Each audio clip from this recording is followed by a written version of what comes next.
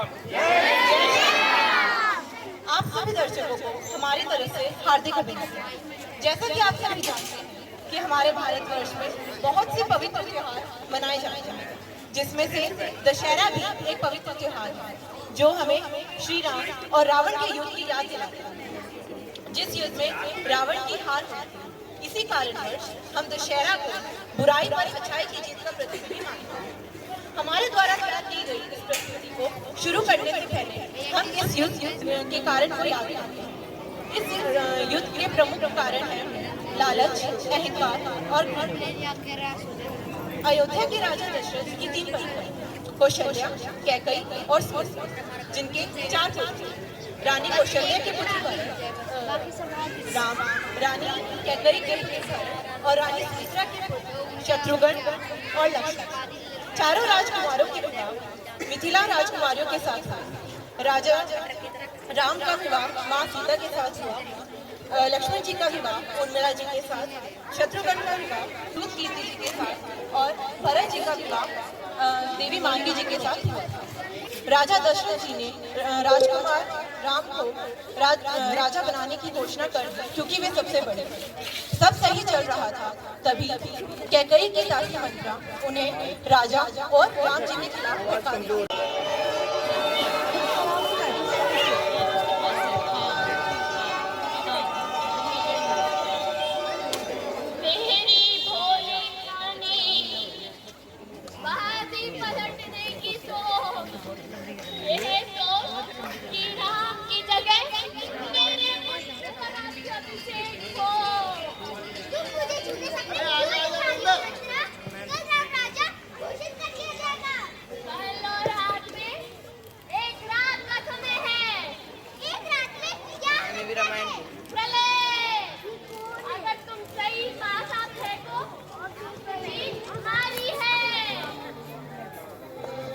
कैकई ने लालच में आकर मंत्रा की बात मान ली।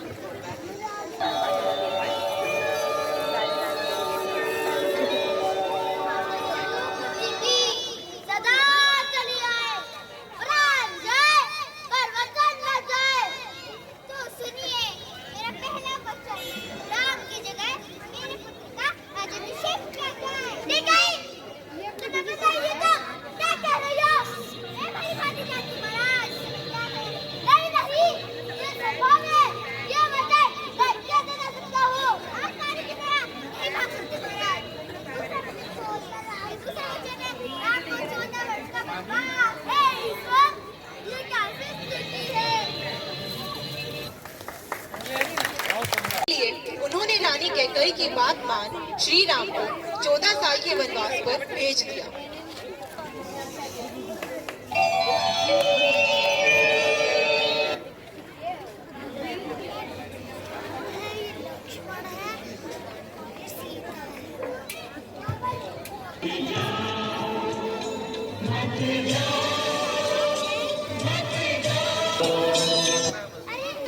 श्री राम से मिलने वन आते हैं।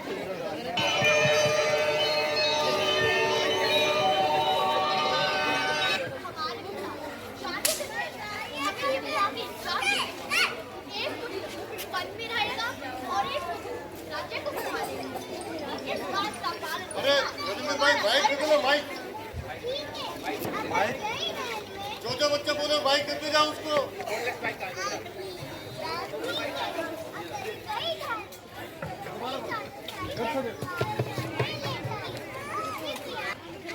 नहीं भाई, धर्म कोई वस्तु नहीं है जो चीजों की तरह इधर उधर हो जाए। नहीं तुम जाके राज्य को संभालो।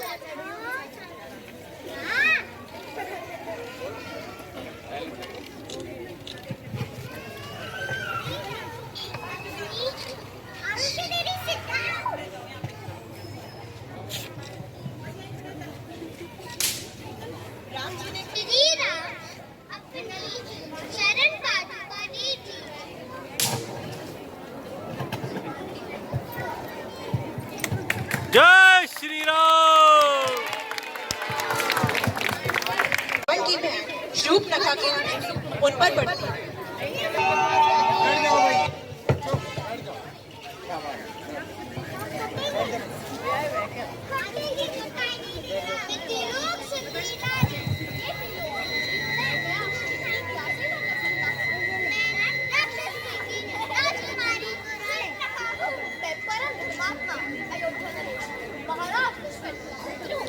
मेरा नाम राम है। मैंने आपके जैसा सुंदर प्रश्न कहीं नहीं देखा।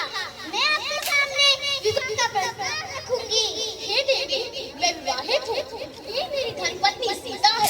प्रणाम देवी। ये कैसी शर्मनाक स्त्री है? भ्राताश्री, मैं वन से लकड़ियाँ ले आया हूँ। ठीक है लक्ष्मण, उन्हें बाहर रखो। जी भ्राताश्री। ये कौन है? देवी, ये मेरा लक्ष्मण है।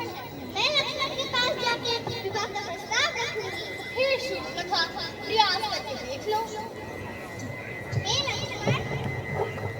प्रणाम देवी, बताइए। अति सुंदर लक्ष्मण, मैं आपको देख के प्रभावित हो गई। क्या आप मुझसे विवाह करेंगे? भद्रे, स्वामी को छोड़कर सेवक के पास क्यों चली आई? हे गजगामिनी, मैं तो अपने भ्राता श्री रामचंद्र जी का एक दास हूँ। हे शूर्पणखा, जाओ और जाकर अपनी मनोकामना की याचना करो। यहाँ मैं याचना करने नहीं आई हूँ। इसको किसी सामने खा जाओ।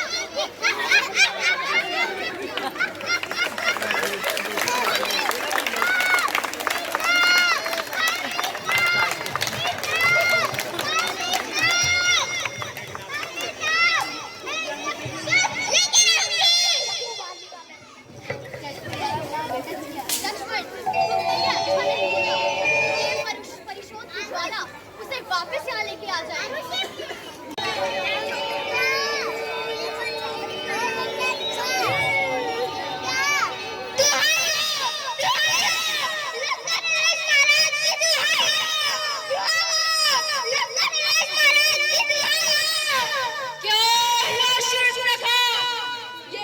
कैसी गली बना रखी है और तुम्हारी नाक पर ये दाग कैसा?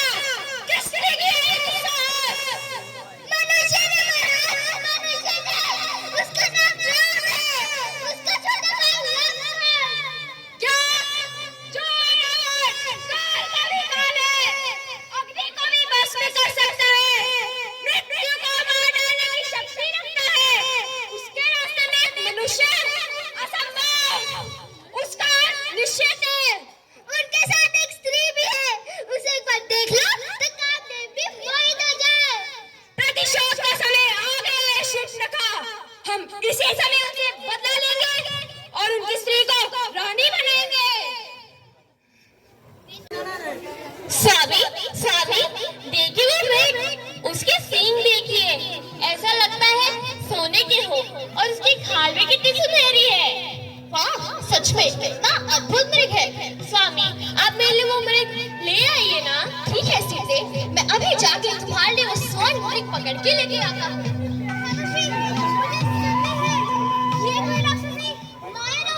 हे अनुज, अगर ये कोई राक्षस भी हुआ तो उसका अंत होना आवश्यक है। जानकी, मैं तुम्हारी इच्छा पूर्ण करने जा रहा हूँ। हे कल्याणी, अपना ध्यान रखना।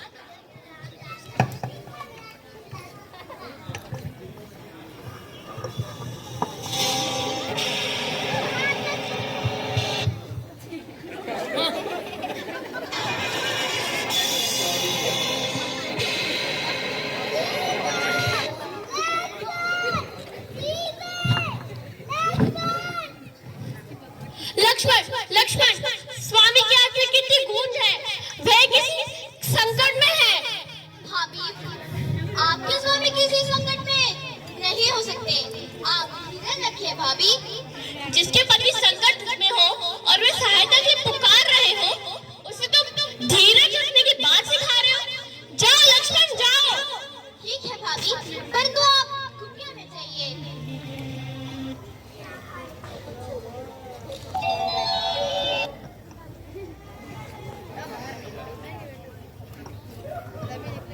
भाभी, मैंने अपनी मंत्र शक्ति से यहाँ एक अदृश्य दीवार बनाई है। आपसे विनती है कि आप इस दीवार को ना लांघिए।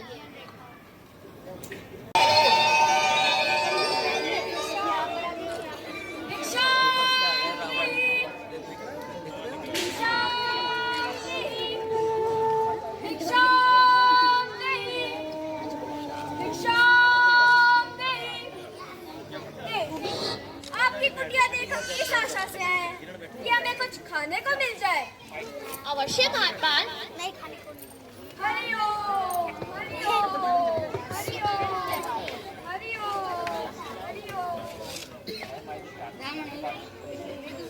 हरिओम हरिओम। मुनिवर, मैं आपके लिए भोजन लाई। आइए मुनिवर। देवी, मैंने अपना स्थान जमा लिया है।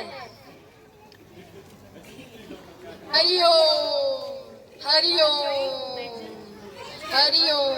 कृपया आप ही कष्ट कीजिए मुनिवर, मैं वहाँ नहीं आ सकती।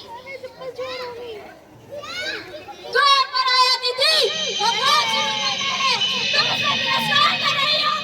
मेरी बात का बुरा न मानिए मुनिवर, मैं वहाँ नहीं आ सकती। बस बहुत हुआ, अब तुम्हारे द्वार से भूखे ही चले जाएंगे, परंतु इस अपमान के बदले तुम्हें और तुम्हारे पति को श्राप देंगे। नहीं मुनिवर, मैं आती हूँ। आप कृपया मेरे पति को श्राप ना दीजिए। लंकापति रावण!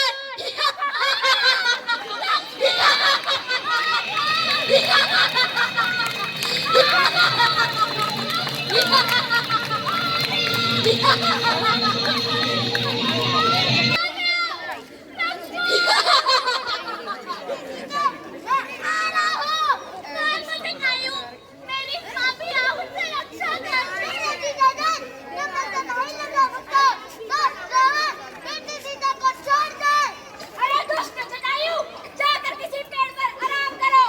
रावण के सामने मत आओ, नहीं तो मुझे क्रोध आ जाएगा। वैसे भी ये तुच्छ पंछी मेरा क्या बिगाड़ पाएगा?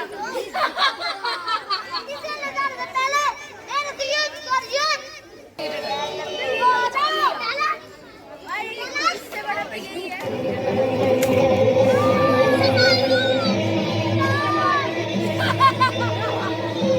एक बूढ़े नियंत्रण पक्षी ने पर काटकर तुम अपने आप को वीर समझते हो।